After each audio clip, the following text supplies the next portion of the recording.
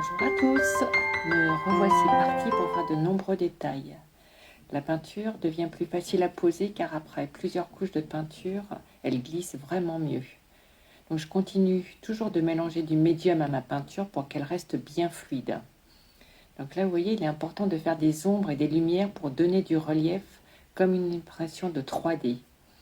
Ici du blanc, du gris pour la marche, et puis aussi de l'ocre jaune, de la terre de sienne pour le mur.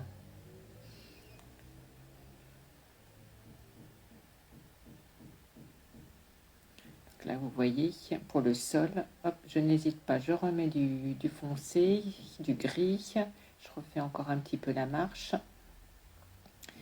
Les peintures se fondent, voilà, j'insiste encore un peu. Et je vais faire le contraste avec du blanc pour montrer vraiment la lumière du soleil qui tape sur le sol.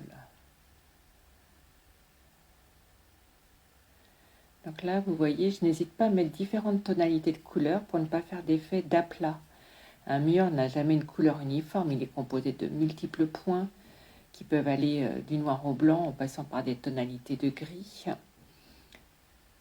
Ici, ce sont plutôt des tons ocre avec un petit peu de lumière blanche et de la terre de sienne brûlée pour faire les contrastes entre les pierres.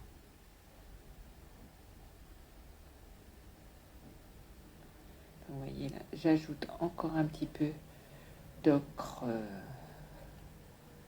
des touches plutôt de terre de sienne brûlée, je remélange un petit peu. Il ne faut pas que ce soit des traits nets, il faut plutôt que ce soit fondu. Et puis là, pareil, pour la marche, je réinsiste un petit peu avec du foncé, du clair, pour vraiment montrer l'effet en 3 dimensions d'une marche. On est sur une toile en 2 dimensions et pour autant, grâce à ces effets de couleur, on arrive à faire croire à notre œil que nous sommes en 3 dimensions. Ce qui est assez formidable.